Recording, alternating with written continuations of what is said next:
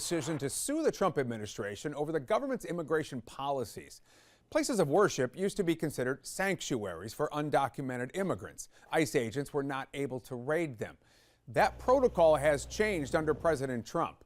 But in Charlotte, the AME Zion Church is trying to stop this. It's one of two North Carolina churches and 27 faith-based organizations nationwide pushing back against Mr. Trump's orders.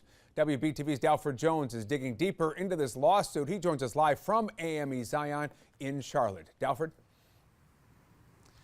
Well, Jamie, on President Donald Trump's first day in office, directives were issued, one of them giving federal agents like ICE and Border Protection agents the power to make arrests or even issue those warrants to people in what were once considered protected areas like the AME Zion Church, whose headquarters are here on Sugar Creek Road in Charlotte. Two directives were ordered by the Department of Homeland Security in January to, quote, end the invasion of the U.S. southern border and empower law enforcement to protect Americans, end quote. The first, undoes guidelines set by President Joe Biden to protect sensitive areas like schools, hospitals, and places of worship from searches and arrests of suspected undocumented immigrants. The second gives agents the power to use their, quote, common sense for the enforcement on a case-by-case basis. One of those places of worship includes the Western North Carolina Conference of the United Methodist Church. They have joined 26 other faith-based organizations in a suit against the Trump administration over its policies.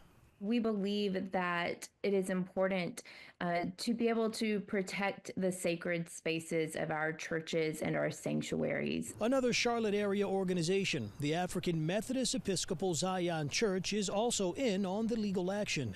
The suit reads in part, quote, AME Zion is committed to serving people regardless of race, creed, color, faith, or national origin, including immigrants lacking legal status, end quote.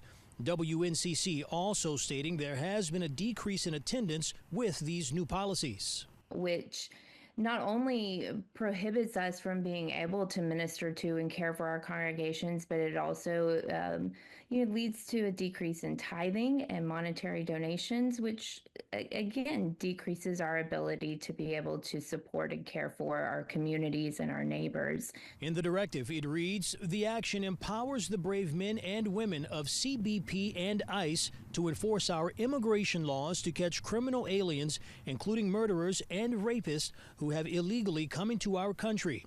Yeager says they don't want to stand in the way of law enforcement doing their jobs and keeping us safe. What we are asking and what we have lost through the rescission of the sensitive locations policy is for those agencies to go through the proper channels to receive a judicial warrant to make those arrests.